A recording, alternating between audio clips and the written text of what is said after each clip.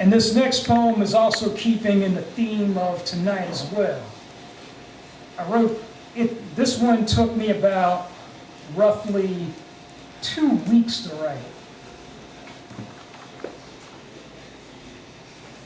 And I finally finished it on Christmas Eve, 2008.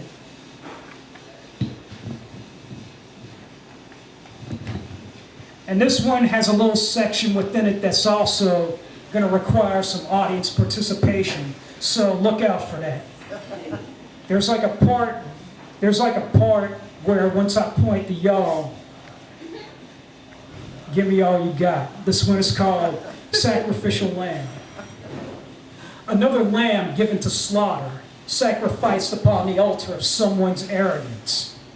That was the unfortunate position you wound up in, confronting a common social evil everyone knows by name and uniform. Singled out and killed before you could serve the people further, like Carlo Giuliani and little Bobby Hutton before you. Our pairs of brown eyes never saw each other, never walked together or conversed, but I consider you nonetheless my comrade. A jeweler and banker were your parents. No one chooses to whom they are born.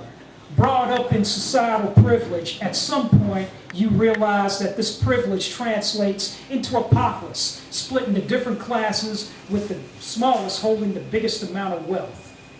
Their privilege is connected to representative democracy, their favorite toy, and to keep it, their democracy kills. The path of most resistance was yours. You broke away from privilege, and your field of vision was something better. One patrolman decided against your right to life in 3 quick blasts: judge, jury, executioner. Hangman's Court was held in Exarchia Square. It may be delusional of me to admit this, but your life is not gone, little brother. Your life did not end at the hands of 2 cops. Your life did not end when you entered the morgue. Your life did not cease with you inside that pearl-white coffin with the door covered in ivory bouquets. Your life never ended. In fact, it just extended. It extends every time community eyes see police and neo-Nazis working in league to weed them out. It extends whenever barricades are built from dumpsters and newspaper kiosks, drawing a line separating us from them. You continue to live, little brother, in the occupied universities, in the trade union office taken over by the workers themselves, in the reclaimed television and radio stations, transmissions of the people's voice for a brief moment, in banner drops over freeways, in the chanting voices of youth at loud fever pitch: Bazi Carunya da la Foni, Bazi Carunya da la Foni, Bazi Carunya da la Foni, Bazi Carunya da la Foni. Cops, pigs, murderers. Cops, pigs, murderers. Cops, pigs, murderers. Cops, pigs, murderers. Cops, pigs, murderers. In the rock fights, in the labor strikes, bringing cities to a standstill, in demonstrations of solidarity outside cop shops, outside embassies, in Atlanta, Boston, Chicago, London, Paris, Berlin, Macedonia, Helsinki, New York. Your essence carries into sights once unknown to you. Social vendettas surface in Italy, Germany, Spain, Olympia. Cherry Tree Cross and Housing Project in Augusta, Georgia.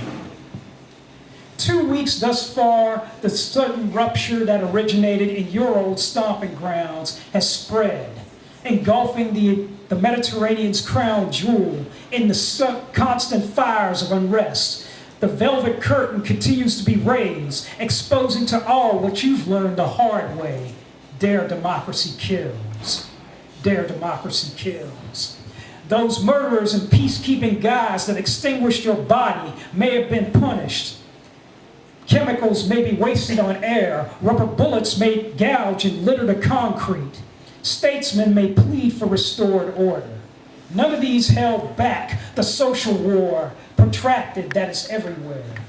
Greece is everywhere. Everywhere is Greece. The whole world is watching this little man and taking notes. If we let up even once, expect fierce reaction from our foes. We can't let that happen. I know you wouldn't. We don't need any more sacrificial lambs. Sleep well, Alexis. Sleep well in knowing that the home fires are burning for you.